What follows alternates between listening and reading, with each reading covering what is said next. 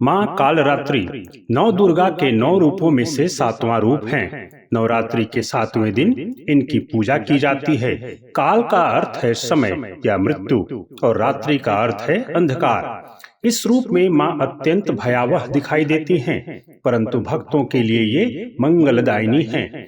इसीलिए इन्हें काल रात्रि शुभम करोति अर्थात भय का नाश करने वाली, शुभता प्रदान करने वाली भी कहा जाता है। माँ काल रात्रि बुरी शक्तियों का नाश करने के लिए अपने अत्यंत उग्र और रौद्र रूप में प्रकट होती हैं। यह स्वरूप दुष्टों के लिए काल स्वरूप है, जबकि भक्तों के लिए यह असीम कृपा और रक्षा का प्रतीक है। शास्त्रों के अनुसार जब राक्षसों का अत्याचार बहुत बढ़ गया और उन्होंने देवताओं को भी पराजित करना शुरू कर दिया, तब भगवान ब्रह्मा, विष्णु और महेश की शक्ति से आदि शक्ति प्रकट हुई। दानवों के संहार के लिए देवी ने कई रूप धारण किए। काल रात्रि का प्राकट्य विशेषतः दानव रक्त बीज के वध के लिए हुआ था। रक्त बीज नामक राक्षस को यह वरदान प्राप्त था कि उसके शरीर से गिरा हर एक रक्त कण एक नए राक्षस को जन्म देगा।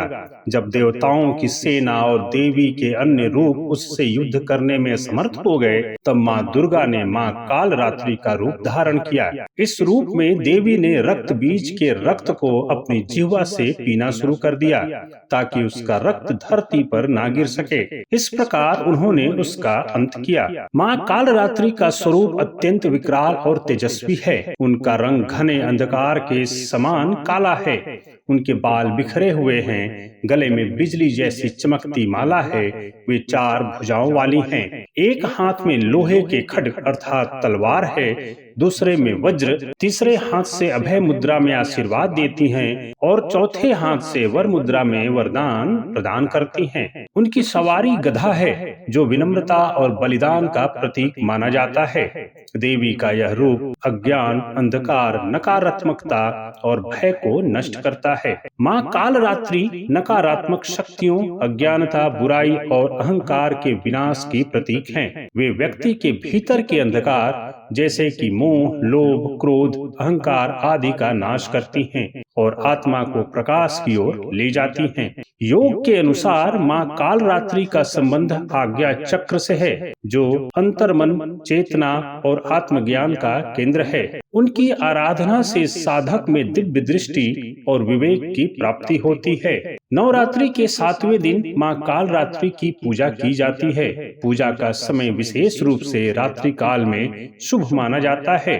पूजा विधि निम्न प्रकार है। प्रातः काल स्नान कर स्वच्छ वस्त्र पहने, माँ की प्रतिमा या चित्र को स्वच्छ स्थान पर स्थापित करें। काले रंग के पुष्प, नीम के पत्ते, रोली, अक्षत, धूप, दीप से पूजन करें। उन्हें गुड़, नारियल और काले तिल अर्पित करें। ओम ऐं ह्रीं क्लीं चामुंडाय विच्चे या ओम काल रात्राय नमः मंत्र का जाप करें। माँ की आरती करें और अंत में प्रसाद वितरण करें। माँ काल रात्रि की आराधना के बहुत से लाभ होते हैं।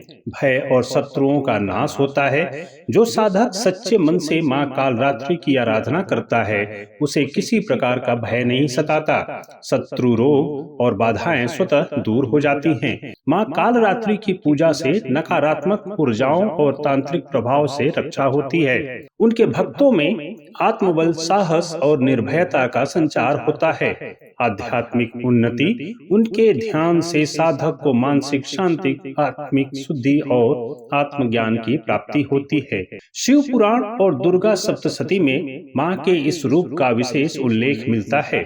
देवी के इस रूप को रात्रि के 3 रूपों में अंतिम कहा गया है: मोह रात्रि, तम रात्रि और काल रात्रि। इसमें काल रात्रि का अर्थ है वह रात्रि जो संपूर्ण सृष्टि का अंत करती है।